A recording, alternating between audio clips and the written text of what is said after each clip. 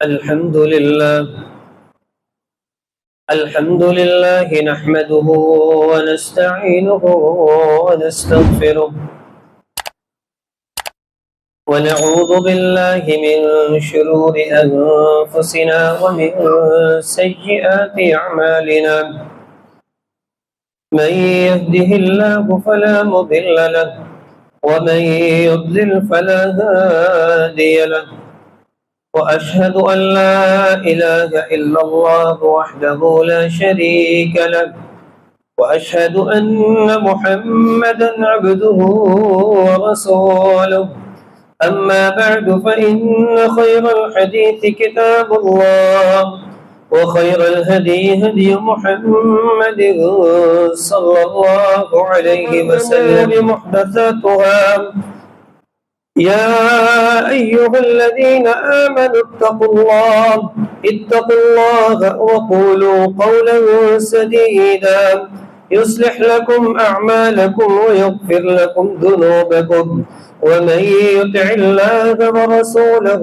فقد فاز فوزا عظيما. يا أيها الذين آمنوا اتقوا الله حق تقاته ولا تموتن إلا وأنتم مسلمون. يا أيها الناس اتقوا ربكم الذي خلقكم من نفس واحدة وخلق منها زوجها وبث منهما رجالا كثيرا ونساء، واتقوا الله الذي تساءلون به والأرحام إن الله كان عليكم رقيبا. يا أيها الذين آمنوا اتقوا الله وقولوا قولا سديدا يصلح لكم أعمالكم ويغفر لكم ذنوبكم، ومن يطع الله ورسوله فقد فاز فوزا عظيما. اللهم صل على محمد وعلى آل محمد كما صليت على إبراهيم وعلى آل إبراهيم إنك حميد مجيد. اللهم بارك على محمد وعلى آل محمد كما باركت على إبراهيم وعلى آل إبراهيم إنك حميد مجيد. رب اشرح لي صدري ويسر لي أمري واحلل عقدة من لساني يفقهوا قولي. رب يسر ولا تعسر وتمم بالخير. أعوذ بالله السميع العليم من الشيطان الرجيم من همزه ونفخه ونفثه. بسم الله الرحمن الرحيم. إذ قال له ربه أسلم قال أسلمت لرب العالمين.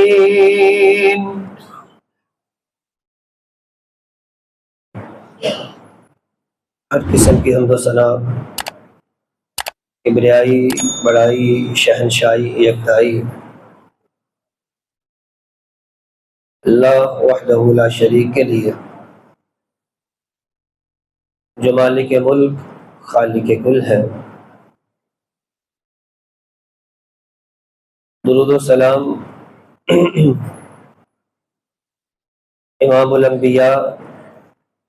जनाब मुहम्मदुर रसूलुल्लाह सल्लल्लाहु अलैहि व आलिहि व सहबिहि वसल्लम की मुक़द्दस मुताहर बाबरकत हस्ती पर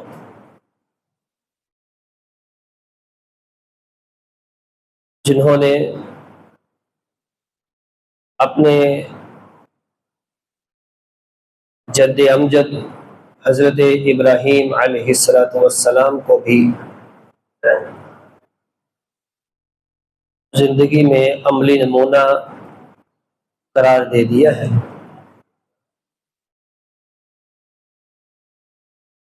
रहमत और बख्शिश की दुआ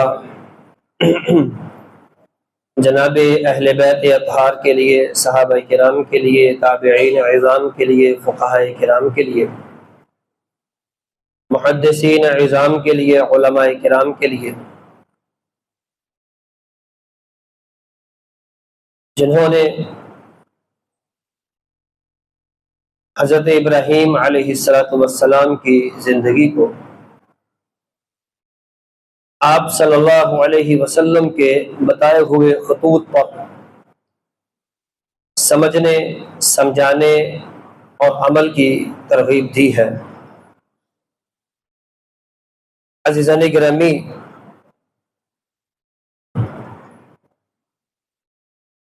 اللہ کی توفیق اور اس کے خاص فضل و احسان سے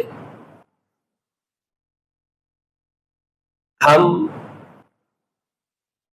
ایک ایسے دین اور ایسے مذہب کو دیکھ رہے ہیں، اور ہم ایک ایسے مذہب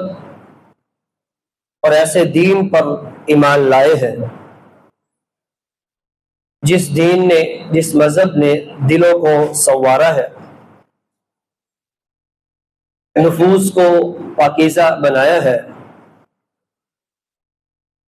امتوں کو زندگی بخشی اور تہذیب اور تمدن کو قائم کیا ہے، اور اپنے عروج کے زمانہ میں مشرق و مغرب کی تمام تر سلطنتیں ان کو زیر بار کیا ہے، اور وہ مذہب، وہ دین جو عبادات، معاملات، اخلاقیات اور وہ تمام تر اجتماعی نظام زندگی کا بہترین داعی ہے، جس کو سیکھنے کے لیے اور اس کو عمل میں لانے کے لیے ہمیں کہا گیا ہے۔ اس دین اور مذہب کا نام دین اسلام ہے۔ ہم دین اسلام کی تفصیلات میں جائے بغیر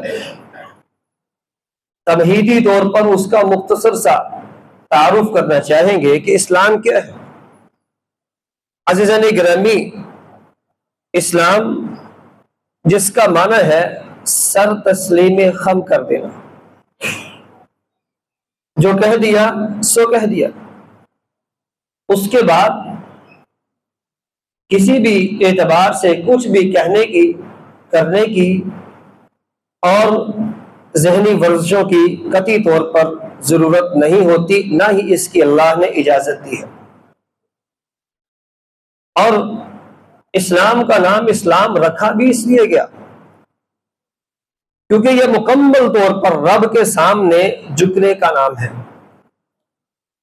اور مسلمان وہ ہوتا ہے جو صرف اللہ کے لیے اخلاص کے ساتھ اپنے چہرے کو، اپنے جسم کو، اپنی باڈی کو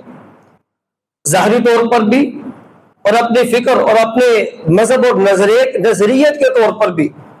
اللہ کے سامنے سر تسلیم خم کر دیتا ہے، اس لیے اس کو مسلمان کہا جاتا ہے۔ اور عزیزان گرامی، یہی بات اللہ نے فرمائی، بَلَا مَنْ أَسْلَمَ وَجْهَهُ لِلَّهِ وَهُوَ مُحْسِنٌ وَاتَّبَعَ مِلَّةَ إِبْرَاهِيمَ وَهُوَ مُحْسِنٌ فَلَهُ أَجْرُهُ عِنْدَ رَبِّهِ وَلَا خَوْفٌ عَلَيْهِمْ وَلَا هُمْ يَحْزَنُونَ۔ مسلمان وہی ہے جو دل و جان سے اپنے آپ کو اپنے رب کے سامنے جھکا دیتا ہے، اور یہی اسلام ہے اور یہی مسلمان ہے۔ عزیزان گرامی، ہم اس تسلیم و رضا کو ایک مثال کے ساتھ سمجھنا چاہیں گے۔ اللہ نہ کرے کوئی آدمی کسی خطرناک بیماری میں مبتلا ہو جائے، وہ ایک ایسے ڈاکٹر کے پاس جاتا ہے جو اس کی نظر میں ماہر ہے، جس بیماری میں وہ مبتلا ہے اس کا وہ اسپیشلسٹ ہے۔ جب وہ اس کے پاس پہنچا، اس نے اس کو اس کی بیماری کی تشخیص کی اور اس کو میڈیسن دی، لیکن ساتھ ہی اس کو کہا کہ آپ نے یہ کام ہے نہیں کرنے، اگر آپ اس کام، یہ جو کام جس سے منع کر رہا ہوں اس کو کیا تو آپ خود ذمہ دار ہیں، ہم ذمہ دار نہیں ہوں گے۔ اور اس کے ساتھ ساتھ وہ کچھ ایسے کام کرنے کو کہتا ہے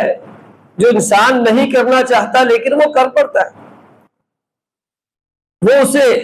کڑوی میڈیسن دیتا ہے، انجیکشن لگانے کی ضرورت پڑے انجیکشن لگاتا ہے، آپریٹ کرنے کی ضرورت کرنی پڑے اس کا جسم چیر پھاڑ کرتا ہے، وہ سب کچھ کرتا ہے، اس کو مختلف قسم کے ٹیسٹ لکھ کے کیا کیا کچھ نہیں کرنا پڑتا، اور وہ مریض ہر کام ہر چیز آنکھیں بند کر کے جو وہ کہہ رہا ہوتا ہے اس کی ہدایات کے عین مطابق وہ سارے کام بغیر کسی چوں کے چنا کے اور بغیر چوں چنا کے کر رہا ہوتا ہے۔ اس کو تسلیم اور رضا کہا جاتا ہے۔ عزیزان گرامی، یہ تسلیم اور یہ بات ماننا یہ ڈاکٹر کے لیے ہے، انسان کے اپنے جسم کے لیے ہے،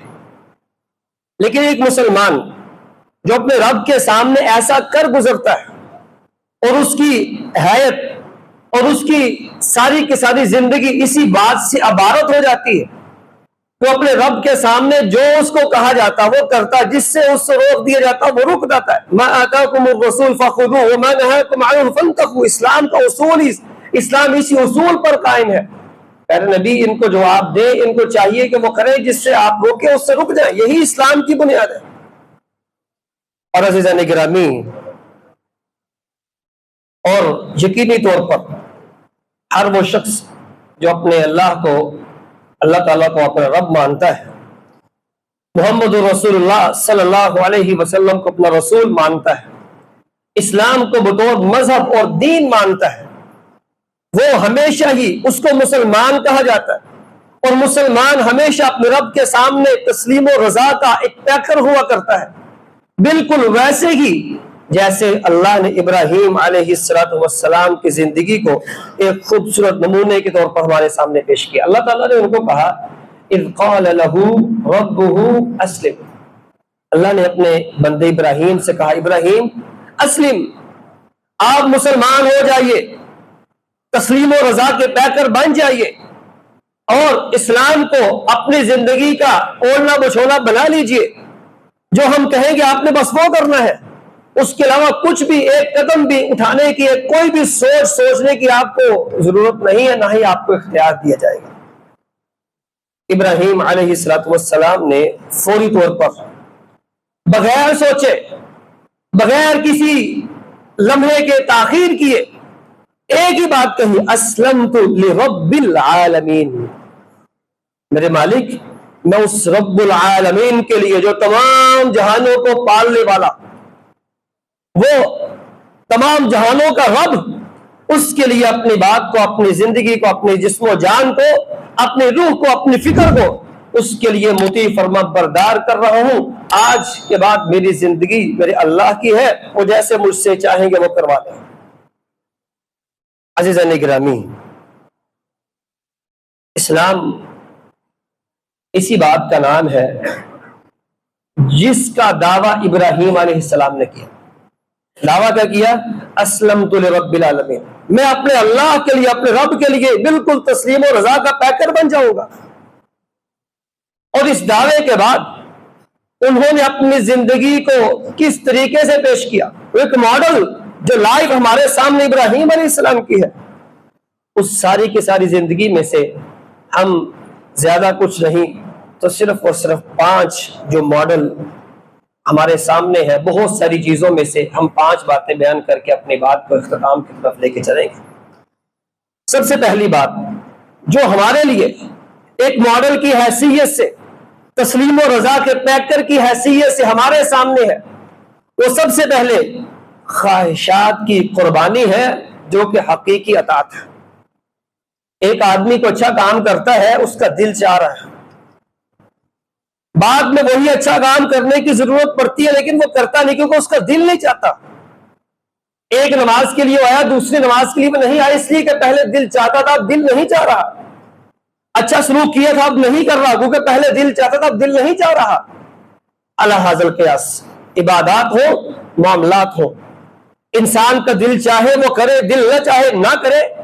اس کا مزاج ہو، اس کا موڈ ہو تو وہ کرے، نہ چاہے تو نہ کرے۔ یہ تسلیم و رضا نہیں ہے، انسان کی اپنی طبیعت اور اپنے مزاج کے موافق چلنا ہے، اپنی خواہشات کی تکمیل ہے۔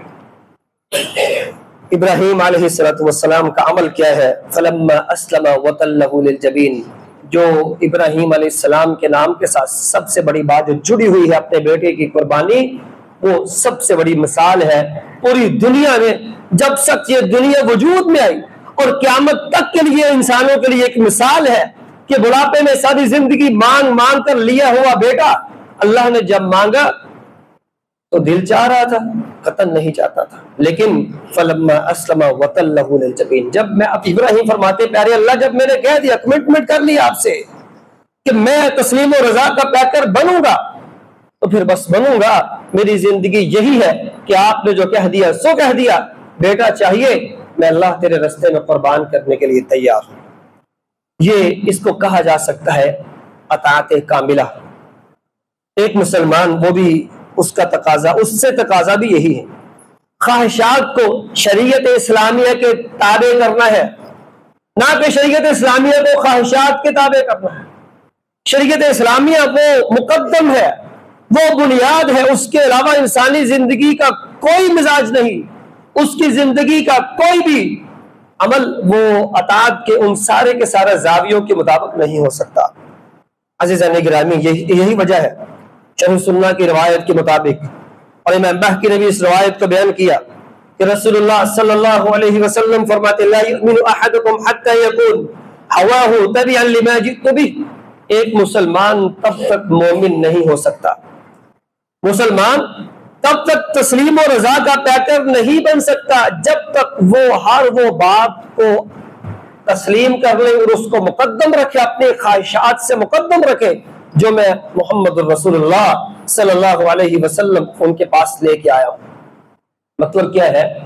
کہ میری شریعت ہر اعتبار سے ہر کاموں سے مقدم ہوگی تو وہ صحیح تسلیم و رضا کا پیکر ہے، اللہ اس بندے کو ایمان کا بہترین سرٹیفکیٹ دے رہے ہیں۔ اور عزیزان گرامی دوسری بات،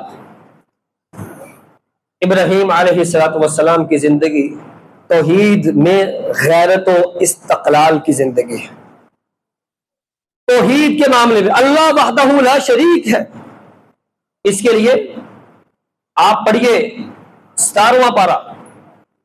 اس میں اللہ تعالیٰ نے کیسے خوبصورت رائے میں وہ سارے کے سارے واقعات کو نقل کیا، اس کی تفصیل کے ساتھ بیان کیا۔ اور اسی طرح 7واں پارہ ابراہیم علیہ السلام کا جو ایک اللہ نے ان کو فطرت سلیمہ دی تھی، اس فطرت سلیمہ کی بنیاد پر وہ اللہ کو پہچان رہے ہیں اور وہ کہہ رہے ہیں چاند ستارے سورج کوئی بھی ہو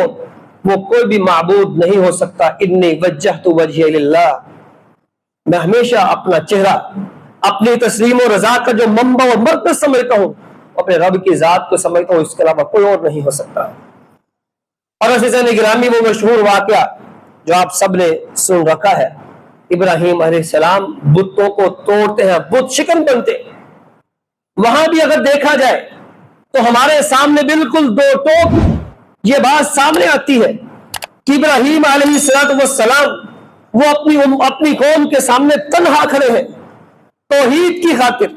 یہاں زمین پر ابراہیم تنہا ہے اور جس کے لیے کھڑے ہیں وہ میرا رب عرش بری پر تنہا ہے۔ وہ زمین پر کھڑے ہونے والے تنہا کو جب عرش بری پر بیٹھا ہوا تنہا دیکھتا ہے کہ میرے دین کی خاطر، میری ذات کی خاطر، میری صفات کی خاطر کہ اللہ وحدہ لا شریک جیسے اپنی ذات میں ہے ویسے اپنی صفات میں ہے، اس کے علاوہ کوئی دینے والا نہیں، اس کے علاوہ کوئی بگڑی بنانے والا نہیں، ہر چیز اس کے اختیار میں ہے اور کسی کے اختیار میں کچھ نہیں ہو سکتا، وہ خالق ہے، اس کے علاوہ سب مخلوق ہے۔ جب اس نظریے کو لے کر زمین پر کھڑے ہونے والے ابراہیم اکیلے تھے تو آسمان پر رب نے ان کو خلیل اللہ کا لقب سے نوازا، جس کا معنی ہے اللہ کا وہ خاص دوست جس کو اللہ کی دوستی کے علاوہ کسی اور چیز کی ضرورت رہے ہی نہ۔ اور عزیزان گرامی ایک مسلمان اس سے بھی یہی تقاضا ہے، توحید پر غیرت، شرک و بدعت سے بالکل بیزاری۔ اگر اس کا ماحول دین کے خلاف چل رہا ہے اور وہ ایسی جگہ پر موجود ہے جہاں لوگوں کے عقائد و نظریات اسلامی شریعہ کے بالکل متضاد ہو، جہاں اللہ کی ذات اور صفات میں شرک کیا جا رہا ہو، وہاں وہ اکیلا کھڑا ہوتا ہے اور وہ کسی بھی اعتبار سے جھکتا نہیں ہے۔ اس لیے کہ ایک مومن کی زندگی غیرت ایمانی اور غیرت وحدانیت لا وحدہ لا شریک کی زندگی ہے، وہ اللہ کے معاملے میں بالکل غیور اور غیرت اور حمیت سے بڑا ہوتا ہے۔ عزیزان گرامی، تیسری بات، وہ ایک ماڈل لائف کا ایک سمجھ لیجئے ایک نمونہ جو ابراہیم علیہ السلام نے ہمیں سکھایا ہے، وہ دعوت دین، اس میں خلوص اور حکمت۔ دعوت دین جو اسلام اور سابقہ ادیان کی بنیادی عقائد تھی، جو ایک امت مسلمہ کے ہر فرد کی ذمہ داری ہے، کنتم خیر امہ، اور امت کی بہترین امت ہونے کا ایک استعارہ اور علامت ہے کہ وہ یہ کام کرتے ہیں کہ لوگوں کو دعوت دین دیتے ہیں۔ جب دعوت دین دے رہے ہوں تو ابراہیم علیہ السلام نے خلوص اور حکمت عملی کا بہترین مظہر ہمارے سامنے پیش کیا۔ عزیزان گرامی، سامنے جو مخالف تھے ان میں سب سے زیادہ مخالف ان کے اپنے والد تھے۔ والد، قوم کے لوگ، سارے کے سارا کنبہ قبیلہ، ایون کے ساری ریاست، وہ ابراہیم کی مخالفت میں ہے کہ آپ یہ جو دعوت دیتے ہیں ہمارے معبودان کو جو باطل کہتے ہیں، ہم اس کو تسلیم نہیں کر سکتے۔ عزیزان گرامی، اس دعوت کے سارے منہج کو اگر انسان کو سمجھنا چاہتا ہے تو پھر اس کو 16واں پارہ سورۃ مریم کی ان آیات کی تلاوت کرنا ہوگی، اس کے ترجمہ و تفسیر کی گہرائیوں میں اترنا ہوگا، جس میں ایک بیٹا اپنے والد کے سامنے ہے، بیٹا وقت کا نبی ہے، خلیل اللہ ہے، اپنے والد کو بڑے محبت سے یا ابت لم تعبد ما لا يسمع ولا يبصر ولا يغني عنك شيئا، میرے بابا، میرے پیارے بابا، مجھے بتائیے جو آپ بت خود ہاتھ سے گڑ رہے ہیں یہ اپنا خود نہیں کر سکتے، آپ کا کیسے کر سکتے؟ اور ایک مکمل تفصیل ہے دلائل کی، جس میں وہ ثابت کرتے میرے پیارے بابا ایسا نہیں ہو سکتا جیسے آپ سوچتے ہیں۔ حقیقت یہ ہے آپ کو شیطان نے اتنا بہکا دیا ہے، لا تعبد الشیطان، میرے بابا شیطان کی پیروی نہ کرے، اس کی بات نہ مانے، وہ انسان کا سب سے بڑا دشمن ہے۔ اس ساری باتوں کے جواب میں پتہ کیا ملا؟ والد نے گھر سے نکالا اور جاتے جاتے